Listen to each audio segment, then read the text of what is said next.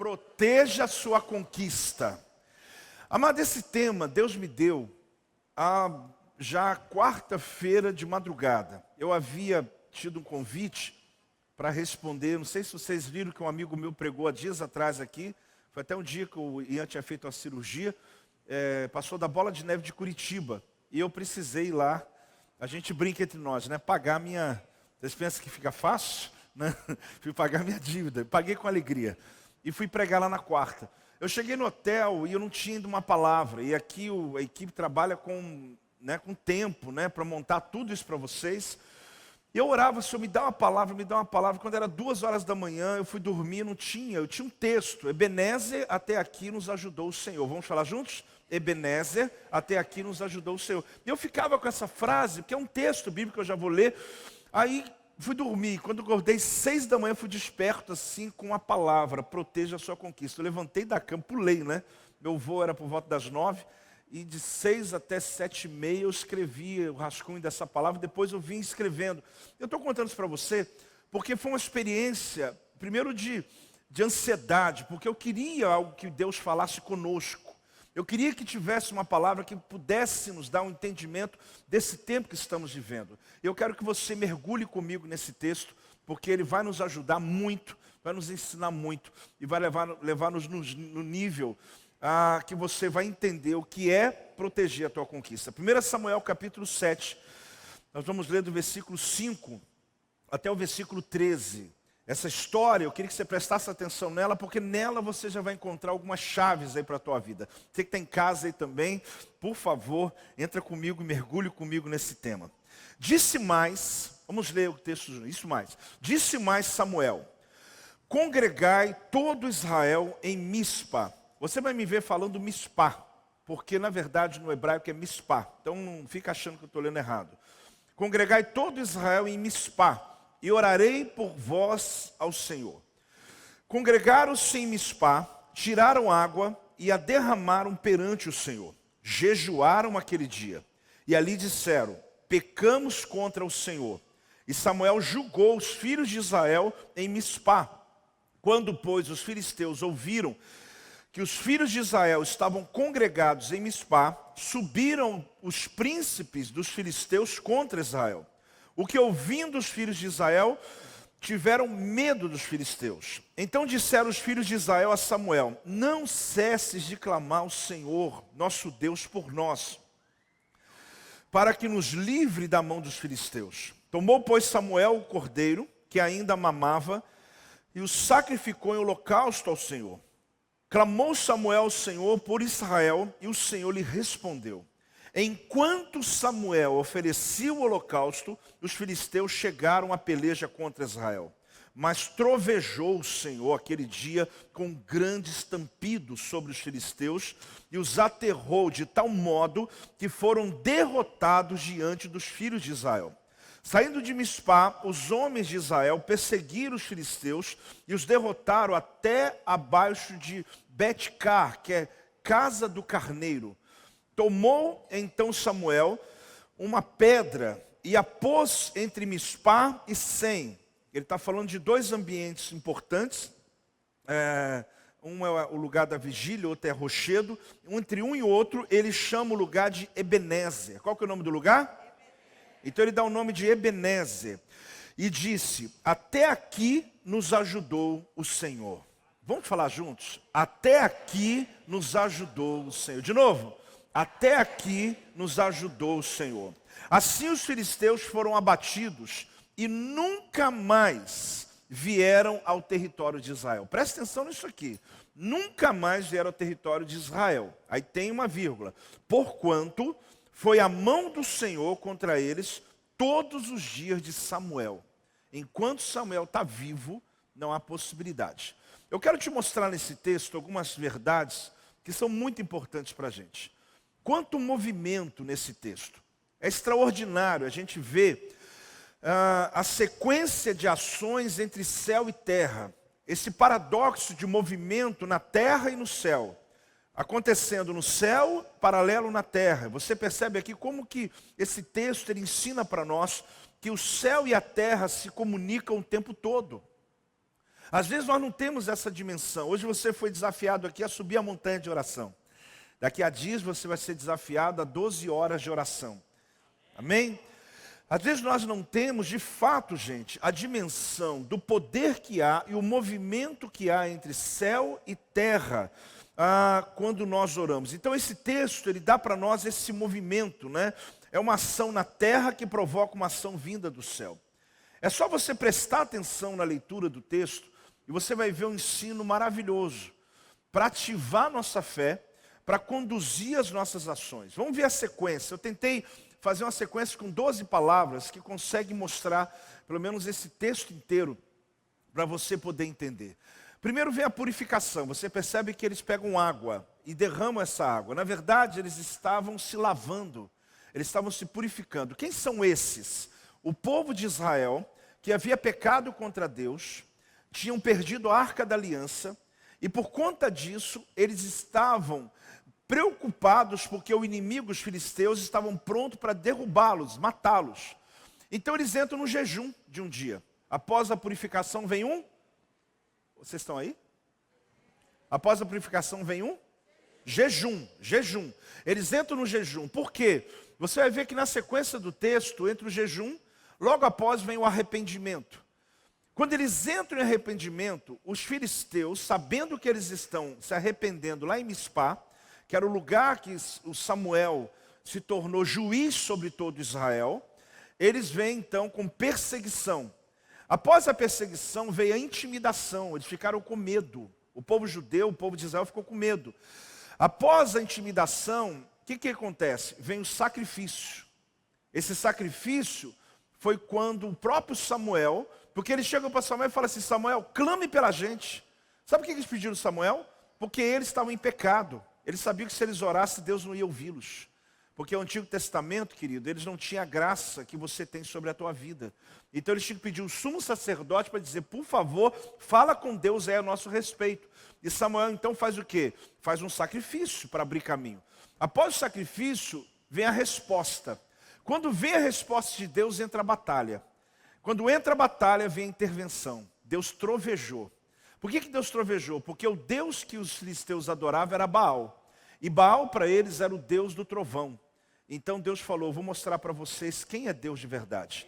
Deus trovejou sobre as 5 confederações, ou as 5 cidades da confederação dos filisteus, que eram aqueles que inclusive Golias fazia parte de um desses, lá no futuro, né? Então você percebe o seguinte, que ali ele vem a intervenção de Deus. Logo assim, Deus vai dar a vitória. Depois que Deus dá a vitória, eu chamo de demarcação. Chamo de quê? O que é demarcação? Ebenezer. Ebenezer significa o quê? Até aqui nos ajudou o Senhor. Ele demarcou, ele falou: então daqui em diante o inimigo não passa mais.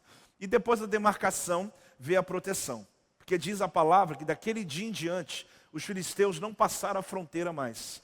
Eles não entraram. Por quê? Porque fizeram um muro? Não, porque fizeram um altar. Altar, querido, abre portal no céu e determina território na terra. Tem alguém recebendo ou não tem alguém recebendo? Então aí você tem um resumo. Após, pode ir embora já? Não. Espera um pouquinho mais. Quem quer receber a palavra?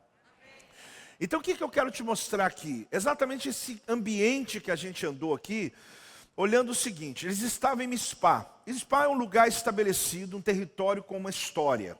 Território com uma história por quê, querido? Na Bíblia você vai ver muito isso. Altares levantados e nomes que são dados.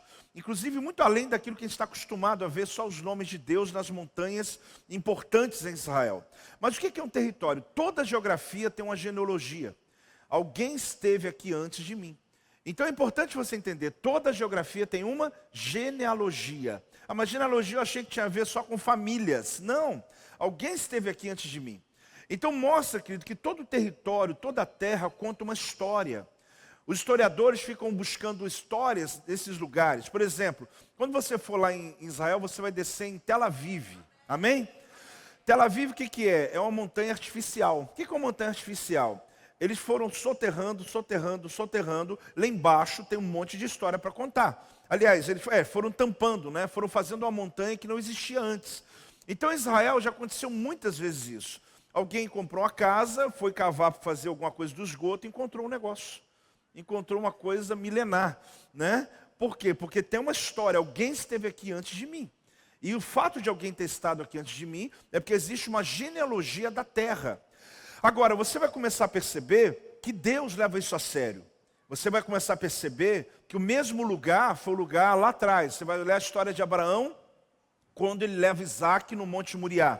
Você vai ver no futuro, 1000 anos depois, que Davi está fazendo um sacrifício na Eira de Araúna. Fala comigo, o mesmo lugar. Ok? A Eira de Araúna na Bíblia, vocês estão me acompanhando, amém? É o mesmo lugar do Monte Moriá. E que alguns judeus dizem que o lugar onde Jacó teve a visão daquela escada de anjos subindo e descendo, é o mesmo lugar também. Porque ele diz assim, o Senhor está aqui e eu não sabia. Ou seja, desde que Isaac foi entregue um sacrifício, Deus estava ali esperando o próximo, não para sacrificar, mas para dar a direção. E Jacó, na geração, é o que recebe. Então Deus, ele leva a sério esse negócio de genealogia de terra, de lugares consagrados, de lugares separados. Por isso Israel é chamado Terra Santa. Não que Deus só está lá, mas havia ali uma liberação territorial. Independente de muro, Deus falou, eu sou a tua muralha de fogo. Não precisa ter muro parecendo. Eu vou proteger vocês. O inimigo não virá contra a sua vida. Então você descobre o seguinte, que eles estavam em Mispá. Esse é um desses lugares, que eu vou te mostrar a origem dele, quando que ele nasceu. E a partir dali se tornou um ambiente importante na história de Israel. Agora, eu posso chegar num território que tem uma genealogia, que já houve um sacrifício, que já houve uma palavra profética, que já houve uma história por trás, e continuar o que fizeram, ou fazer outro altar. Eu posso só repetir o que foi feito no passado, ou eu posso ampliar além do que foi feito no passado. Então, Mispá foi o lugar onde começou o ministério de Samuel como juiz. A minha pergunta nesse tema de hoje, proteja a sua conquista, é qual a maior conquista da sua vida? Se você pudesse escrever 3 coisas que importam para você, o que você colocaria na tua lista? Eu não estou falando daquela lista que você está fazendo para agradar alguém, para dizer, essa lista aqui está correta. Eu quero proteger minha família, o meu ministério e a minha prosperidade. Não, de verdade. Se for isso, amém. Mas o que realmente para você importa na tua vida? Se você colocasse hoje 3 coisas que você diz, meu Deus, eu sou grato a Deus e eu protejo com todas as minhas forças. E se preciso, eu entro numa batalha por isso. Mas eu não vou deixar o diabo tocar naquilo que eu conquistei. Quem está entendendo, diga amém. Pense sobre 3 coisas, que eu posso criar 10, mas 3 coisas que você diz, meu Deus, aqui não tem. Aqui é território conquistado. Aqui é uma coisa que Deus me entregou e eu não abro mão. A minha salvação e tal, mas a sua salvação você vai ver que o próprio Cristo já pagou por ela e já protege. Porém, você vai entender o seguinte, eu digo isso porque o seu cérebro ele vai projetar o seu esforço em direção a essas coisas o tempo todo. Às vezes você está trabalhando, passando luta no teu trabalho, mas vem aquela imagem, não, mas vale a pena, por isso vale. Você lembra de um filho, você lembra da família, do esposo, da esposa, você lembra da igreja, você fala, meu Deus, eu estou abençoando, esse meu trabalho está abençoando. Sei lá, você tem algo que aquilo te motiva, se torna um combustível para você. O quanto você está disposto a proteger. Então, quando eu falo sobre o tema proteger a sua conquista, é você perceber que existe na palavra um ensino muito objetivo, que eu quero entregar isso para você hoje. Porque talvez você está fazendo muita força e não está conseguindo proteger teu casamento. Está fazendo muita força, não está conseguindo proteger tuas finanças. Você está batalhando e está perdendo seu ministério. Você batalhando e está perdendo tua saúde. E aí você começa a descobrir que até isso a palavra de Deus nos dá bases. Eu disse agora há pouco que Baal era um deus cananeu, na verdade conhecido como Deus da tempestade.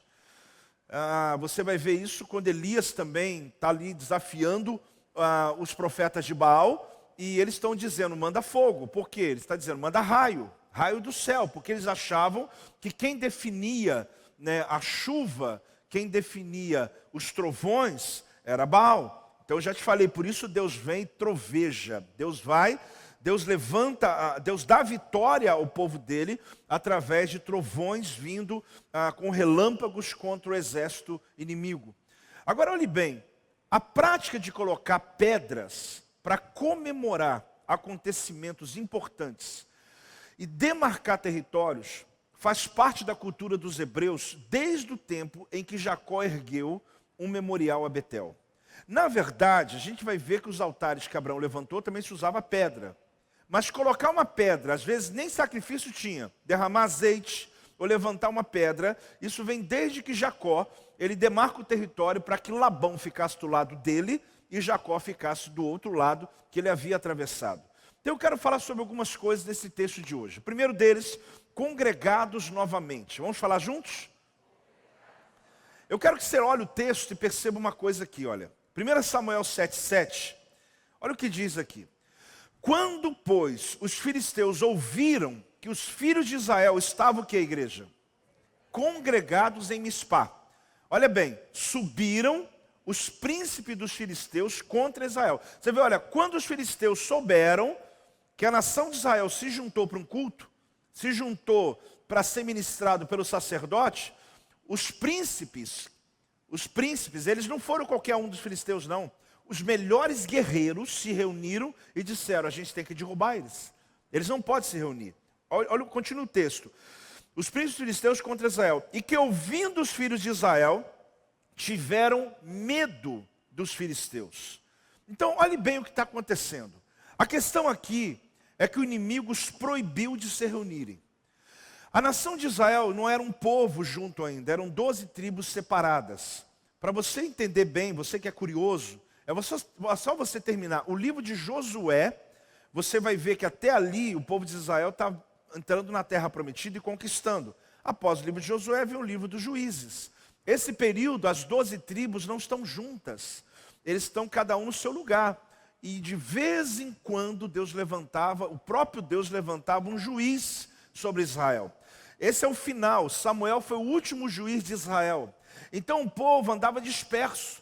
Mas de repente as tribos se juntaram. Isso é maravilhoso. Porque quando as tribos se unem, Deus se move sobre eles. E Deus estabelece governos sobre eles. Então eles se reuniram em Mispá, chamaram Samuel, falaram, Samuel, a gente precisa que você ore por nós. Faça alguma coisa para que a gente para que nós possamos nos livrar dos nossos inimigos, os filisteus. Eram 5 cidades da confederação filisteia, 5 exércitos, e era improvável eles vencerem aquela batalha, porque Israel já estava há muito tempo sem entrar em nenhuma batalha, eles não tinham armas para isso. Então eles agora pedem oração, porém só o fato deles se congregarem, os filisteus tiveram a notícia, isso foi o estopim, para que ele reunisse os melhores e fosse contra Israel. Por quê? O motivo em questão é que um povo disperso é fácil de oprimir e escravizar. Mas quando o povo se une, não conseguem dominar. Então você descobre que existe uma chamada muito forte nesse texto aqui. Você começa a descobrir aqui que os filisteus, eles não permitiam que Israel fizesse reunião, que eles se reunissem, que eles olhassem um para o outro. Porque separados eles não eram fortes, eles eram medrosos, eles logo fugiam. Mas quando eles ouviram eles se reunirem em Mispá, e ali eles estão levantando sacrifícios, estão adorando, eles estão se preparando, imediatamente eles disseram, a gente tem que derrubá-los. E ali então eles querem o quê? Querem disciplinar o povo de Israel. Agora, esse domínio já tinha pelo menos 20 anos, quanto tempo? Uns 20 anos. Por isso a nação de Israel se atemoriza. Eles não tinham armas, eles não estavam preparados. Então eles pedem um profeta porque sabia que Deus não os ouviria por causa do pecado deles. Mas a Bíblia diz que eles se purificaram. Eles pegaram água, se purificaram, que é o banho ritual. Jejuaram e se arrependeram. Gente, essa tríade não tem como o inferno ir contra ela.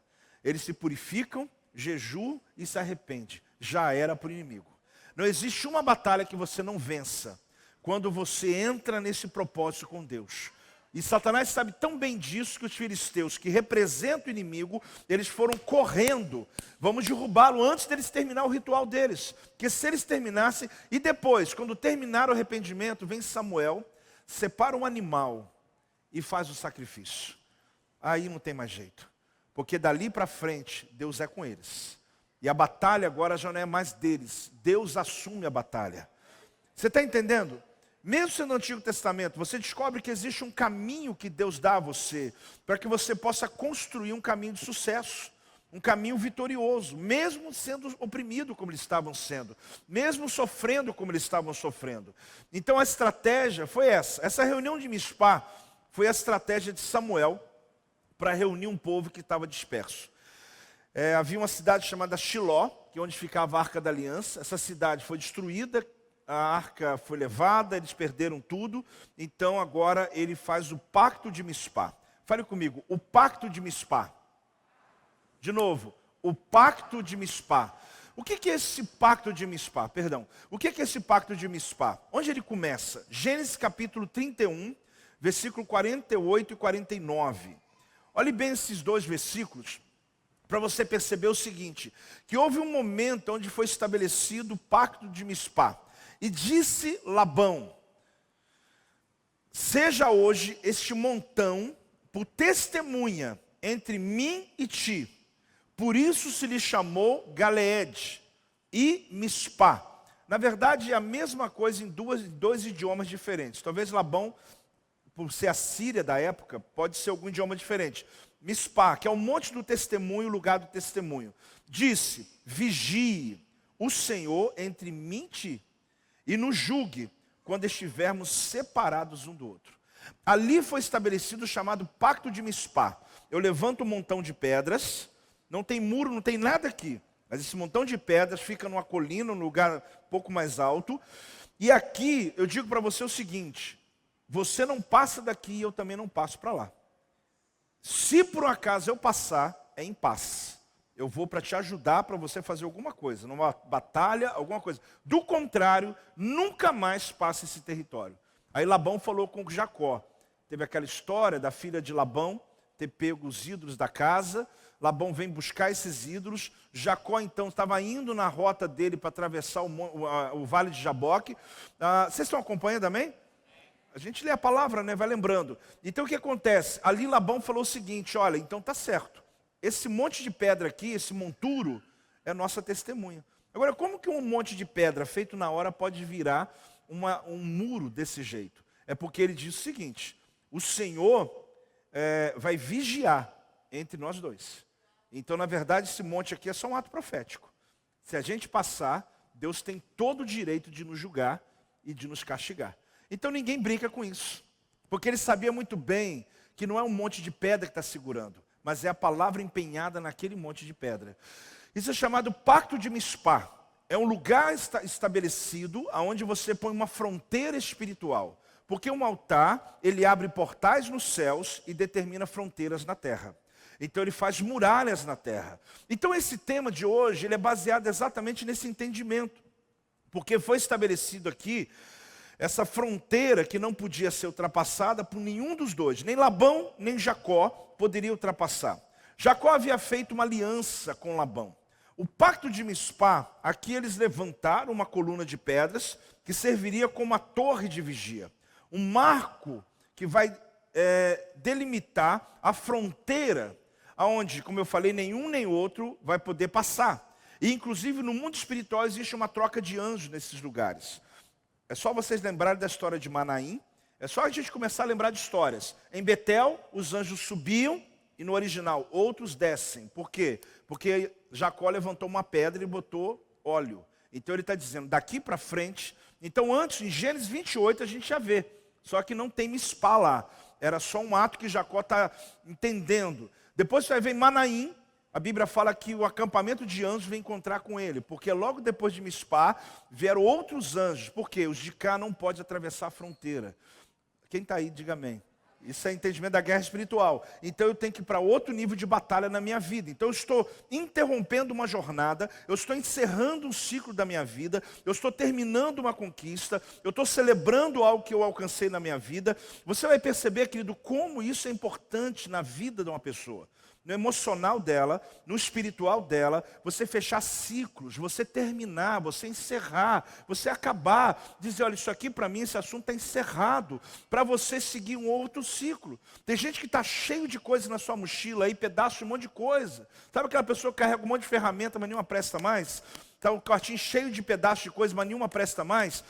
Pessoas assim, eles não encerram, não terminam. Não importa o quão bom foi, quão ruim foi. Se foi ruim ou bom, não importa. Termine as coisas na sua vida, encerra, faz um spa da sua vida, e depois do spa, você diz, Senhor, até aqui, vem Ebenezer. Apóstolo está falando hebraico hoje, não, você vai entender. Aí você vai dizer, Senhor, até aqui o Senhor me ajudou. Agora, daqui para frente, começa uma nova jornada. Eu vou seguir o meu caminho, o Senhor é comigo. Pode dar uma salva de palmas ao Senhor. Dá um glória a Deus em nome de Jesus. Então, mispá é o quê? Estamos nos separando um do outro, mas Deus está nos vigiando. Vou repetir. Estamos nos separando do outro, mas Deus está nos vigiando. Já viu aquela separação? Eu não estou falando de casais, tá, querido? Estou falando, às vezes, um amigo, às vezes você morava em outro país, morava em outra cidade, você se afastou de alguém, mas vocês continuam ainda se amando, você continua tendo amizade, você continua bem, só que vocês não estão mais no mesmo lugar, no mesmo sonho, no mesmo propósito. Você trabalhou com alguém 10 anos, depois você saiu daquela empresa, nunca mais você viu.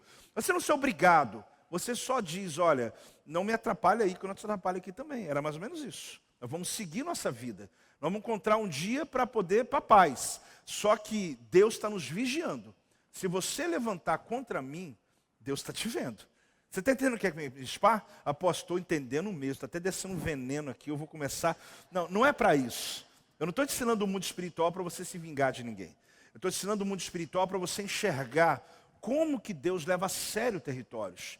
E como que a nossa vida é protegida. E as suas conquistas são protegidas por Ele. Cada conquista que Deus lhe deu, Satanás não pode atravessar essa muralha que Deus está fazendo na sua vida. Só que às vezes, por falta de conhecimento, nós perecemos. Porque o diabo sabe que na ignorância ele vem a senhora da gente. Aí fala um monte de mentira, a gente perde um monte de coisa, a pessoa perde família, perde tudo. Por quê? Porque se desespera e não sabe agir no trono, no reino. No reino Deus te dá autoridade, querido. Use as armas que Deus te deu. Você é servo do Senhor, servo do Deus Altíssimo. É um altar, é um monumento de pedra, uma coluna edificada como um memorial. Apóstolo, eu vou fazer isso no meu quintal, lá na empresa. Eu estou querendo colocar bem na entrada da porta. Até comigo ninguém pode também, uma espada de São Jorge. Irmão, não adianta pegando pedra e colocando na porta de empresa, porque nós hoje temos uma proteção espiritual. Eu estou te mostrando o físico, ok? Para você, quando eu chegar no espiritual, você entender que existe um paralelo no Antigo Testamento. Eu até posso fazer um altar aqui, de 12 pedras, como ato profético. Isso é maravilhoso. Mas, o que nós temos que entender, é que aqui é o entendimento. Nesse pacto, foi firmado que os olhos de Deus estariam acompanhando Jacó e a família dele. Olha que coisa linda. Que o Senhor os guardaria. Então, olhe bem. A aliança de Mispá, ou pacto de Mispá, revoga a Deus para ele atentar-se e olhar o que está acontecendo à distância e manter a família longe do perigo. Lindo isso, sim ou não? Fantástico. Então, quando Jacó ele faz esse pacto, ele diz, olha, Labão, você não vai poder mais vir com violência contra suas filhas. Aí Labão também falou assim, Jacó, e você que não toque em uma das minhas filhas, porque Deus está te vendo. Se você for contra a minha casa, mesmo que eu estou a 1000 quilômetros de distância de você, mas se você for violento com uma das minhas filhas, a mão de Deus vai pesar contra você. Lembra de Lia aí? Raquel, isso mesmo, eram as filhas dele. Então, o pacto foi bem explicadinho. Tem que desenhar? Não.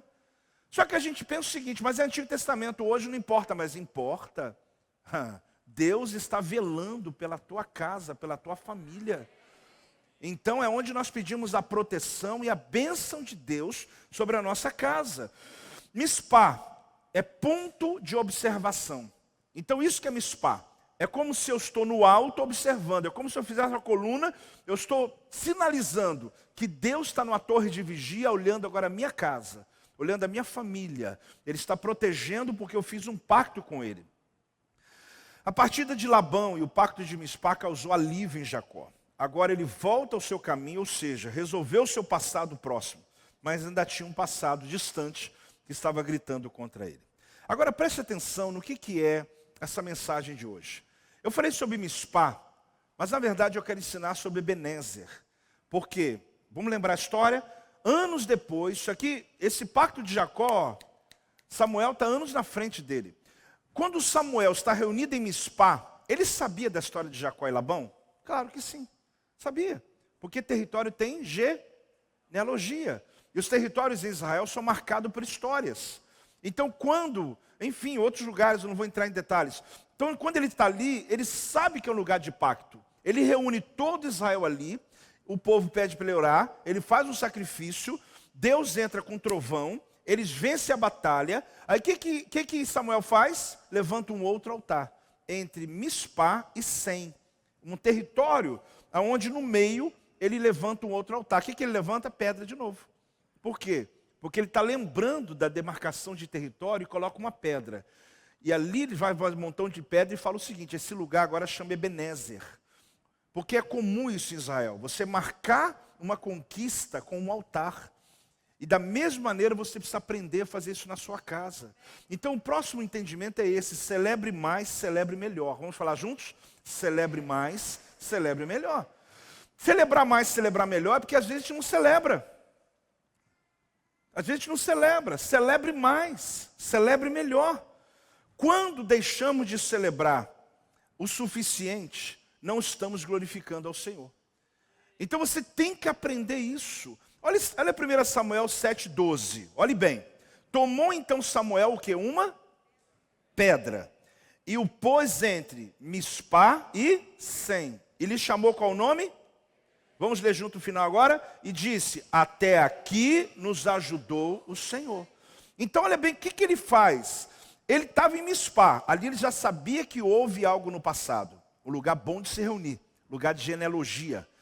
Hoje, eu sei que Deus está em todo lugar, mas quando você chega à igreja aqui, você tem um lugar onde você já viveu tantas experiências que a tua mente, ela traz a você essa lembrança poderosa, essa fé, essa ousadia. Então o que está acontecendo é que logo após vencerem, ele faz esse novo altar e põe um nome. Uma vez que ele põe um nome, o que ele quer fazer? Vamos celebrar, porque até aqui está resolvido. Até aqui Deus nos guardou. Até aqui é o lugar como se fosse o limite que Satanás pode chegar. Então quando foi a última vez, a pergunta é essa: quando foi a última vez que você celebrou alguma coisa por 7 dias na tua vida? 7 dias, apóstolo? Nem em casa está fazendo festa nem de um dia. Ah, o senhor sabia? Não, gasta muito. É muito caro. Mas aqui está falando alguma coisa sobre gastar? Está falando sobre celebrar. Está falando sobre reconhecer. Antes de você querer comprar uma comida para fazer uma festa, você arrume isso dentro de você. Porque não adianta também ter a comida para uma festa, ter pessoas e você não estar pleno de que realmente o teu coração está grato por um ciclo da tua vida ter fechado. Tem gente que não celebra aniversário porque tem um monte de trauma. Tem gente que não faz festa e tem um monte de trauma. Teve dos namorados ontem, para quê? Eu namoro todo dia, eu também tenho um monte de trauma aí para resolver, né? Porque não entende que você, inclusive essas datas, você pode ressignificá-las. Ressignifique e faça a tua festa pessoal. Faça o teu momento importante. Ah, eu sou crente, apóstolo, essas coisas só para o ímpio. Será que... Mas isso é só um exemplo. Deixa eu dizer uma coisa para você. A pergunta é: quando foi a última vez que você fez uma festa de 7 dias? Deus desafiou os israelitas, querido, a celebrarem. Deus é um Deus de festa. Tem hora que a gente esquece desse detalhe. Por isso o tempo a celebrar é o tempo de 7 dias normalmente. Então aprenda a celebrar fases da sua vida. Tem gente, querido, que detesta, não, perdão, a palavra não é detesta. Tem gente que não prioriza, não gosta de ler o livro de Levítico. Porque é um livro que quando você está lendo o livro de Levítico, você vê regras, regulamentações, você vê um monte de lei, você vê um monte de detalhe, que parece uma leitura exaustiva. Só que você vai ver que o livro de Levítico, se você olhar com mais profundidade, é ele que nos ensina. Por exemplo, Levítico 23, 39. Quem está comigo aqui acompanhando, diga amém. Então olha bem, até você em casa. Porém, aos 15 dias do mês 7º, quando tiverdes recolhido os produtos da terra, olha, depois que você colhe o produto da terra, celebre a festa do Senhor. Por quantos dias? 7 dias. Ao primeiro dia e também ao 8º haverá descanso solene. Além de festa, tem descanso.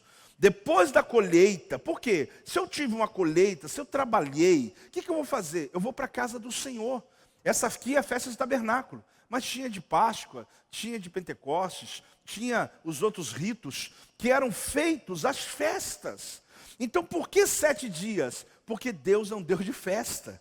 E Ele queria que o seu povo, depois da colheita, festejasse, comesse as melhores comidas, celebrasse. Normalmente as mulheres conheciam seus esposos nas festas, porque era o período da colheita. Então, normalmente, depois de uma festa, quem estava solteiro voltava já com o casamento marcado. Então, era um ambiente muito agradável, de expectativa sempre. Então, o que acontece é que, às vezes, nós cristãos não celebramos. Então, quando eu falo celebre, quando eu digo para você, celebre mais, celebre melhor. Fale comigo, celebre mais, celebre melhor. É você olhar de verdade se a tua casa está celebrando as conquistas. Amado, isso faz parte da vida. Sabe por que a vida às vezes não tem sentido? É porque nós só trabalhamos e não celebramos o momento. Não celebramos por nada. Celebre cada parte. Você está construindo, fiz uma parede, celebra. Ah, apóstolo, só quando terminar tudo, daqui uns 10 anos, aí a gente vai fazer uma viagem. Irmão, será que vai estar aí mesmo todo mundo? Tem alguns que nem o casamento consegue, porque o casamento não suporta. Quando vai chegar no final, a casa vai vender de espólio, porque no final nem curtiram a casa, porque a casa foi o motivo da separação.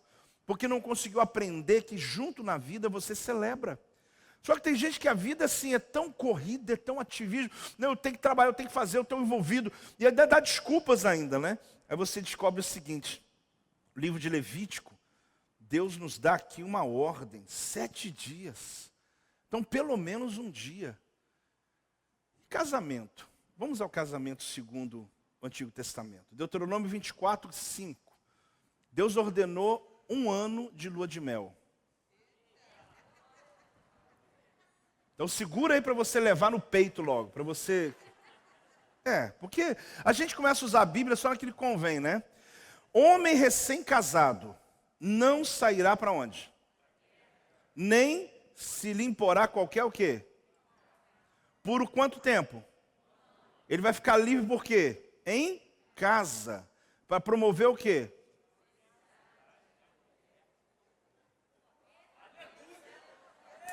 Olha bem. Aí o indivíduo casa no civil em 10 minutos. Os parentes vão embora em 5. Quando tem um culto, a noiva demora tanto que o pastor com raiva faz em 15. E eu me incluo nisso, entendeu? Eu assumo. Porque eu aviso, demorou demais, eu vou pregar 10 minutos e tchau. Porque a gente espera às vezes 2 horas a noiva chegar. Mas ok, a mágoa já foi. Vamos lá, deixa eu continuar. Aí, acaba, vai para a lua de mel. Vai dormir em casa ainda. E quando vai dormir na casa do sogro? Ou vai dormir em casa e no outro dia, mulher, estou indo trabalhar. Aí quer que o casamento dure alguma coisa. Ele vai durar na mesma proporção que você deu a ele o seu tempo. Arrumou uma folga de 2 dias para casar. Casou num dia, viajou no outro, foi trabalhar no outro. Ou se não foi trabalhar, é que a gente começou a construir na casa, eu tenho que correr para voltar, porque tem que terminar a obra. Irmão, não põe esse peso de ter que construir uma casa antes de casar. Tem muitos casais que sofrem a vida inteira, o início do casamento, porque acham que só vai casar quando tiver a casa própria. Você pode achar que eu estou sendo incoerente aqui, mas às vezes você não usufrui nem 3 anos para poder começar a se preocupar com isso. Se herdou do pai, se alguém deu, glória a Deus. Do contrário, para que sofrer tanto? Mora num quarto, vai para a cozinha, da cozinha para a sala. Eu sei que é isso, porque eu vi isso na casa dos meus pais. E vai ali, muda e vai, porque não, que aluguel não vou pagar nunca na minha vida. Às vezes tem que pagar. Para poder ter a saúde do casamento primeiro, para depois você usufruir da vida. E você depois ter dinheiro para poder enfrentar os desafios. Só que alguns começam o casamento já com um peso absurdo. Ganha 3 mil, está devendo 2.700 e fala, mulher, nós vamos viver de 300. Né? Aí o que acontece? Vem uns problemas familiares. O casamento não perdura, ele não suporta. Quando casa já tem criança. É bom ou ruim? Ruim. Deus abençoe as crianças. Mas o casamento já começou com um nível já cheio de problemas para enfrentar, sem os dois nunca ter experimentado morar juntos sozinhos. E aquele casal que só conversa quando tem outro casal do lado? Para viajar tem que levar mais um, para não sei o que tem mais um. Por quê? Porque os dois sozinhos não tem conversa não. Vou parando, né? Vou parar aí. Está parecendo até escola dominical hoje aqui, gente. Tô lembrando, né, da escola dominical. Mas você pegou o texto aqui? 1 ano de lua de mel. O indivíduo, então, o que ele fazia? Ele se preparava para poder ficar em casa com a esposa. Guerra, nem pensar em entrar em guerra. O que para nós seria hoje? Entrar em batalhas. Entrar no financiamento, entrar não sei o quê, entrar num monte de guerra. O cara já casou na guerra. Aí o que acontece? Gente, é muito sofrimento o casamento. É muita luta. Uma coisa é vocês enfrentarem os desafios juntos. Eu enfrentei com a apóstola. Normal, a gente era recém-casado, não tinha recurso, digamos assim. Porém, você precisa pelo menos respeitar o início do teu casamento. Porque mesmo na batalha, vocês estão juntos ali, enfrentando. Então, muitas esposas, muitos maridos também, eles não se conheceram. Porque casou e não se encontrou até hoje. Só encontra para dormir. Então Deus aqui mostra para nós que é para celebrar sempre. Celebre bem, querido. Celebre correto. Dá um amém aí, eu estou ficando triste. Celebre correto. Pô, mas 1 ano, irmão, não precisa pegar o pé da letra aqui. Porque tem gente que já está pegando o manto, né? Vou ficar 1 ano à toa, né? Você pegar o pé da letra, mas aprenda com esse texto alguma coisa. Pelo menos, quando sair de lua de mel, sai pelo menos para os 15 dias da sua vida, pelo menos. Porque como que pode alguém 2 dias depois voltou a trabalhar, a vida continua, a vida que segue para você. Como se nada tivesse acontecido, a tua vida mudou no casamento. Mas deixa eu seguir aqui. O que acontece aqui nesse entendimento do texto? É para mostrar para você que Deus é um Deus de festa. Ele celebra. Ele ama quando você valoriza a tua família, quando você valoriza o seu casamento, quando você dá importância para as coisas, e que não só passei, vai ver logo aí, já assina aqui, assina, tá bom, o neném nasceu, vê aí não sei o que, não sei o que aconteceu, terminei uma casa, mas eu estou construindo outra já, pelo amor de Deus, celebra, faz um shabat, curte aquele tempo da vida, viva aquele ambiente. Daqui a um tempo você pega um outro desafio. Mas por conta disso, eu tenho visto muitos casamentos, muitas famílias se perderem. Agora, olhe bem, até aqui tudo bem? Não. Essa não é a frase. É até aqui o Senhor nos ajudou. Sim. Então não é até aqui tudo bem. É até aqui o Senhor nos ajudou. Porque tem muita gente que fala assim, até aqui está tudo bem. Não está tudo bem. É até aqui o Senhor me ajudou. Foi Deus que me trouxe até aqui. Então a gente precisa ter essa consciência. Então celebre mais, celebre melhor. Vamos juntos? Celebre mais, celebre melhor. Faça as festas. A igreja aqui é uma igreja que faz festas. A gente quer fazer ciclos. A gente quer mostrar para você, ensinar. Aí tem gente que vem, vamos lá para a festa tabernáculo. Vamos, volta. Agora vamos para a Páscoa, vamos, volta. Não, viva com intensidade. Feche o ciclo. Semana passada a gente estava festejando o banheiro. Hoje é montanha. Faz festa. Aquilo, para nós, querido, isso mostra um caminho. Então, Ebenezer quer dizer rocha da ajuda. O que é Ebenezer?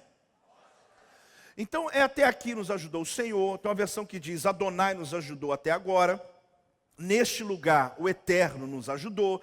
São versões bíblicas que diz sobre o que é Ebenezer. Então, querido, você diz Ebenezer, e eu vou falar mais ou menos, eu vou falar sobre alguns substantivos, alguns significados para você sobre Ebenezer. Então, 1, 2, 3...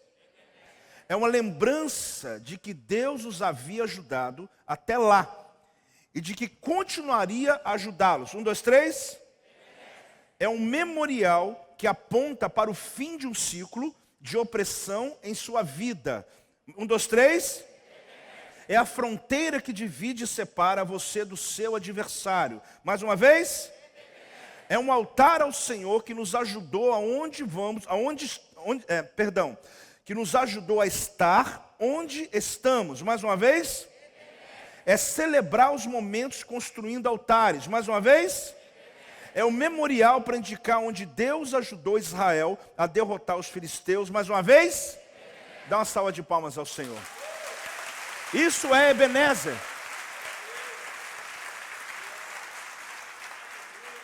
Então isso é Ebenezer. É quando você vê uma fronteira, você diz, olha, aqui o Senhor me ajudou. Eu vim até aqui, então agora eu vou celebrar. Eu vou celebrar. Eu vou reunir a família, vamos orar, vamos fazer uma festa, vamos levantar um altar ao Senhor, vamos testemunhar para os parentes e dizer, olha, sabe o que é a história dessa casa aqui? Foi Deus que nos ajudou. Nós somos dizimistas fiéis, o Senhor tem nos abençoado. Sabe a história dessa casa? Que tem essa pedra. Um dia eu fiz um desafio na minha igreja, e essa pedra está aqui, olha. É Ebenezer, é você, na sua empresa. Se você quiser, escreve lá, Ebenezer, até aqui nos ajudou o Senhor. Porque delimita o território. Não é o texto que está segurando o demônio. É a convicção da tua história que está dizendo, até aqui não passa mais ninguém. O Senhor é comigo, Ebenezer. Então você começa a descobrir, querido, a força que há nesse altar. Por que começou em Mispá? Você já entendeu sobre Mispá, que veio lá atrás. Mas aí quando eles venceram em Mispá, eles levantaram um outro altar, com o mesmo significado, no sentido de proteção, mas delineando um outro tempo. Então a tua vida não vai ficar só aqui. Você vai descobrir que tem jornadas que terminam, e você diz, Senhor, nessa parte da minha vida eu estou bem agora. Eu tenho outros desafios, mas esse aqui hoje é Ebenezer para mim. O Senhor está me abençoando, meus filhos terminaram a escola. Exemplo, né? Meu filho casou, ou então hoje nós encerramos aqui essa dívida, terminamos de pagar hoje. Então hoje é Ebenezer na nossa casa. Vamos fazer uma macarronada, vamos comer, vamos celebrar e vamos glorificar o nome do Senhor, porque Ebenezer, até aqui nos ajudou o Senhor. Pode celebrar a igreja em nome de Jesus.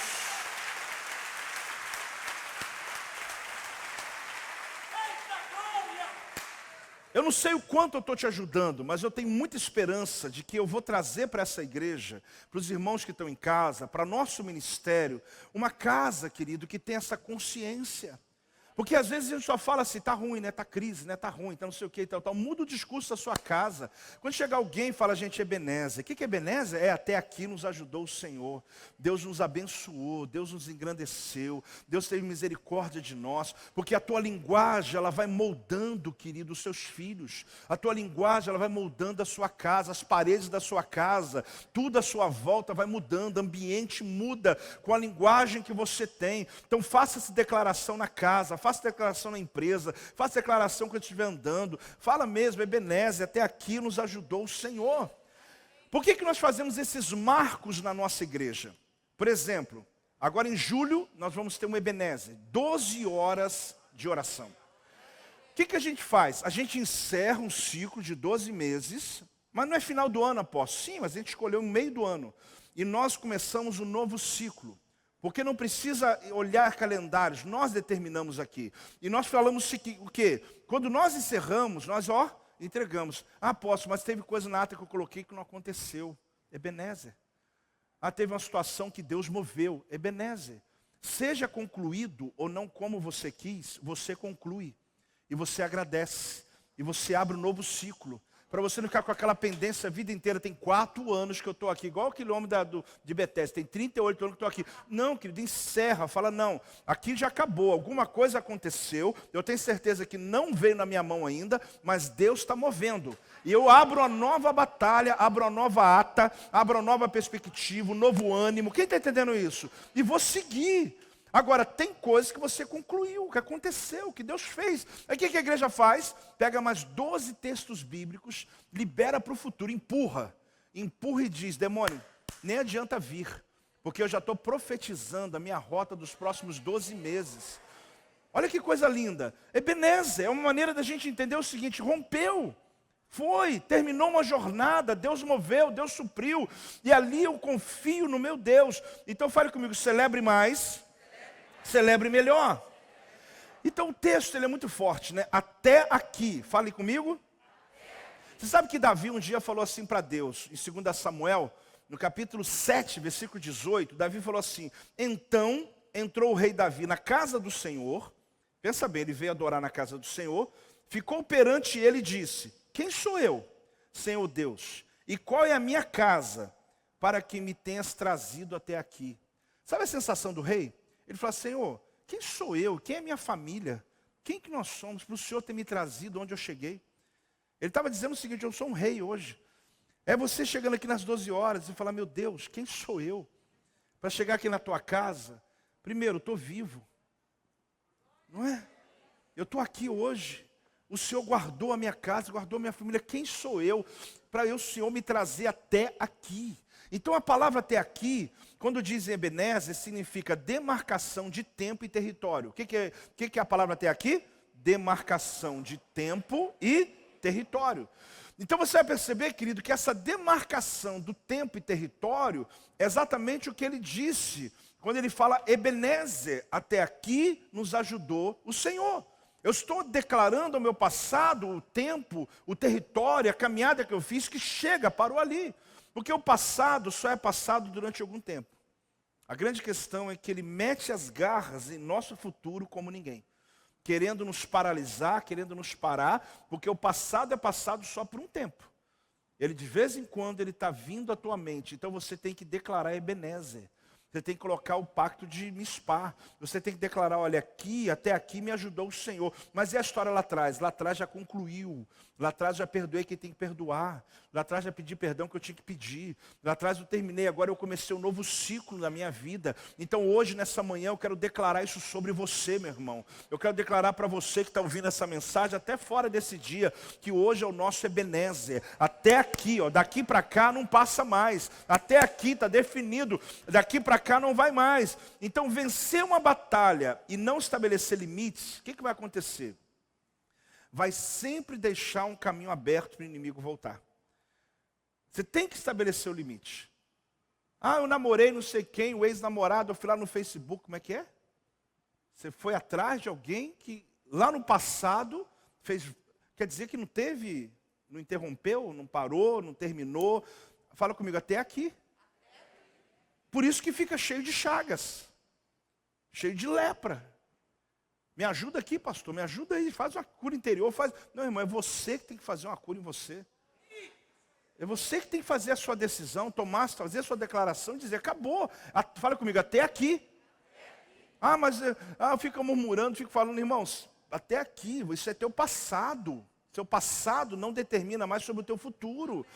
Então aqui você descobre o seguinte, presta atenção, eu já falei lá atrás, altares abrem portais do céu. Mas faz o que mais? Estabelecem fronteiras na terra. Então quando eu levanto um altar, trago uma oferta, faço uma entrega, adoro ao Senhor, me purifico, santifico, são várias maneiras de levantar um altar. Eu estou abrindo um portal no céu, estou estabelecendo fronteiras na terra. Você precisa colocar limites nas tentativas do diabo contra as áreas da sua vida. Casamento, proteja com a linguagem certa. A vida financeira, proteja com a atitude certa. Teu ministério, proteja com a submissão certa. Então você tem que colocar limites. Colocar o quê? Limites. Ah, mas meu casamento, você mesmo está abrindo ele para o mundo todo. Você mesmo está expondo a tua família para todo mundo. Põe limites na linguagem do casal. Não permita que passe dali. Ah, nós brigamos ontem. Ah, brigou, mas como? Shalom Adonai, está tudo bem com você? Glória a Deus, aleluia. Né? Tem que ser assim, porque xingar, não, que o marido xingou. Como é que é? Outro caiu na mão com o outro, jogou, quebrou um prato, surtou, não, isso é demoniado, não é surtar. Você está dando o nome. Possuiu, ficou possuído, né? Então a gente tem que entender, querido, que mesmo no tempo difícil, tem que ter respeito. Tem alguém aí ou não? Tem que ter respeito. E não só em casamento, às vezes entre pessoas. Tem que ter respeito. Deixa eu te dar esse entendimento antigo do Projeto Vida, sobre a proteção. Não é do Projeto Vida, mas é que eu cito isso há muitos anos, de uma palavra que Deus me entregou. A salvação, ela te protege de onde? Vamos lá, aprenda isso, não esquece, querido. Eu repito quantas vezes for necessário aqui para você entender. Salvação te protege do? A santidade te protege do? A aliança te protege de quem? Está na Bíblia. E a fidelidade a Deus? Do devorador. Então eu não tenho como a minha salvação me proteger do devorador. Por quê? Porque ser salvo não significa prosperar. Eu posso ser um salvo miserável, precisando de comida em casa, que alguém me ajude. E no final, quando Jesus voltar, eu vou morar no céu. Inclusive eu fico doido para Jesus voltar logo ou morrer, porque está tão ruim aqui, que eu quero ir para o céu. Só que eu posso ter vida com abundância. Bota de novo, coloca de novo aí. Então olha bem, essa digamos, as colunas da sua fé. A minha salvação me protegeu do inferno, então já está resolvido. Se você confessou Jesus como Senhor e Salvador da tua vida, ninguém toma você dele. Mas a tua santidade te protege do mundo. Você pode ser salvo e vivendo em pecado no mundo. Aí você tem uma aliança. A aliança te protege do destruidor, que vem destruindo tua casa, quebrando tudo. Agora, a tua fidelidade no dízimo, nas ofertas, te protege do devorador. Uma pessoa pode ser fiel no dízimo sem ser salva? Pode. Eu vou te escandalizar? Pode. Várias vezes eu tive pessoas que usaram dízimo aqui na igreja. A senhora recebe, pastor? Claro que sim, é o princípio. Uma pessoa pode ser salva e não ser dizimista? Pode ou não pode? Pode. Pode, porque ela está salva, só que está na pobreza, ruína e miséria. Então são níveis de proteção. Eu preciso compreender o que eu entendo aqui e fazer a minha aliança. Fale comigo, até aqui. Então, até aqui também pode ser dito, não passe daqui. Até aqui pode ser o encerramento de um ciclo. Até aqui quer dizer, Deus que nos trouxe até aqui nos levará até lá. Até aqui significa, o Deus que fez, fará. Até aqui pode ser uma palavra de ordem, definindo até onde algo pode chegar. Então fale comigo, até aqui. Essa palavra de hoje, querido, eu quero abençoar você orando pela sua vida. Fale comigo, a presença que protege. Preste atenção em Samuel, 1 Samuel 7,13. Para a gente orar por isso. Assim os filisteus foram abatidos. Estou lá na história de novo, tá? E nunca mais vieram ao território de Israel. Você está entendendo? Mas por quê? Porque foi levantado um altar. Porquanto foi a mão do Senhor contra eles todos os dias de Samuel, apóstolo. Mas depois de Samuel, o Golias era filisteu. Como é que esse nunca mais aqui? O texto ele complementar, né? Na verdade, porquanto a mão do Senhor contra eles foi todos os dias de Samuel. Ou seja, vou resumir para você. Enquanto o sacerdote estivesse vivo, nenhum filisteu atravessou aquela fronteira mais. Agora, quando Samuel morreu, a fronteira foi aberta de novo. Mas como eu faço isso então, apóstolo? Deixa eu te explicar uma coisa. Havia no Antigo Testamento uma cidade chamada Cidade Refúgio. Qual é o nome da cidade? Eram 7 cidades. Quando uma pessoa cometia um delito, matava alguém injustamente, bateu em alguém, provocou um prejuízo muito grande a uma pessoa, era olho por olho, dente por dente. Se eu pego quem matou o meu filho, eu tinha direito de chegar, pegar um facão e matar ele. Isso é o Antigo Testamento. Porque eu estou o quê? Devolvendo a ele o que é a dor que ele me provocou. Ou ir lá matar o filho dele. Só que se esse indivíduo que levantou contra o meu filho corresse até o tabernáculo e colocasse a mão na ponta do chifre do altar, eu podia matar ele? Ok? Presta atenção então, você que nunca ouviu isso. A maioria que já sabe. Aí eu colocava a mão aqui. Mas eu posso morar aqui? Comer aqui? Eu não posso ficar aqui. E o pai está aqui do lado aqui. Larga para você ver, eu te corto a cabeça na hora. Agora, como que pode? Eu estou aqui com o assassino, eu não posso tocar só porque ele colocou a mão na ponta do chifre do altar do tabernáculo. Porque era lei. A lei protegia essa pessoa. Agora, essa pessoa era pego por um dos sacerdotes e ele é escoltado até uma das terras que era a cidade refúgio. Esse indivíduo, quando era colocado dentro da cidade, ele tinha família aqui? Tinha, não pode ver mais. Tem filho? Não posso ver mais. Então era uma prisão. A cidade de refúgio, você pode morar lá. Todo mundo que morava lá cometeu algum delito. Aí o indivíduo chegava assim e falava, qual foi o período que você vê aqui? Qual sacerdote que estava vigente na época? Sacerdote tal. Ah, tá. Qual sacerdote? Por quê? Porque o sacerdote, aquele indivíduo, qual o tempo que ele ia pagar pelo delito que ele cometeu? Quem sabe?